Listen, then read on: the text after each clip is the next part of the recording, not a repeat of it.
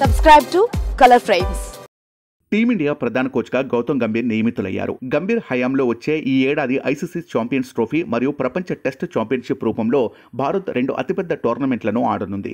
కోచ్గా గంభీర్కు ఈ 2 టోర్నమెంట్లు సవాల్ అని చెప్పాలి. టీమిండియాకు గతంలో Rahul Dravid, Gary Kirsten, Duncan Fletcher వంటి ప్రశాంతమైన వ్యక్తులు కోచ్లుగా సేవలందించారు.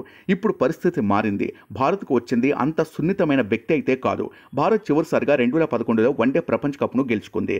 2 సార్లు ఫైనల్స్కు చేరుకున్నప్పటికీ ప్రపంచ టెస్ట్ ఛాంపియన్షిప్ను గెలుచుకోలేకపోయింది.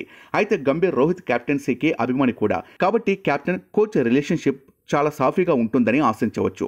అయితే ఇప్పుడు అందరి చూపు విరాట్ కోహ్లీపైనే ఉంది. ఐపీఎల్లో కోహ్లీ, గంభీర్ ఈ ఇద్దరు దిగ్గజాల మధ్య జరిగిన ఆన్ ఫీల్డ్ వివాదం చాలా చర్చనీయాంశమైంది. అప్పటి నుంచి వీరిద్దరి మధ్య గ్యాప్ పెరిగింది. అయితే లాస్ట్ ఎడిషన్ ఐపీఎల్లో మళ్ళీ ఇద్దరు కలుసుకున్నారు. ఒకరినొకరు పలకరించుకొని హక్ చేసుకున్నారు. ఇది చూడడానికి ఫ్యాన్స్కు 2 కళ్ళు చాలలేదు. స్టార్ ప్లేయర్లో ఆధిపత్యం చెలాయించే నేటి క్రికెట్లో గంభీర్ ముక్కుసూటిగా మాట్లాడేవాడు.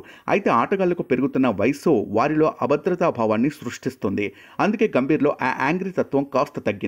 కేవలం జట్టు విజయం కోసమే తన ఆలోచనగా ముందుకెళ్తున్నాడు. 2024 ఐపీఎల్లో కోల్కతా నైట్ రైడర్స్ ఆటగాళ్లు సునీల్ నరైన్ మరియు ఆండ్రే రస్సెల్ వంటి సీనియర్ ఆటగాళ్లకు అతను పూర్తి మద్దతునిచ్చి వాళ్లలోని అత్యుత్తమ ప్రదర్శనను బయటకు తీసుకొచ్చాడు. ఇలాంటి పరిస్థితుల్లో గంభీర్ కోచింగ్లో రోహిత్, కోహ్లీతో పాటు రవిచంద్రన్ అశ్విన్, మహమ్మద్ షమి, రవీంద్ర జడేజా వంటి సీనియర్ ఆటగాళ్ల ప్రదర్శన చూడదగ్గదే. కోచ్ అయిన తర్వాత గంభీర్ భారతదేశాన్ని తన గుర్తింపుగా అభివర్ణించాడు. దేశానికి సేవ చేయడం చాలా గర్వంగా ఉందన్నాడు.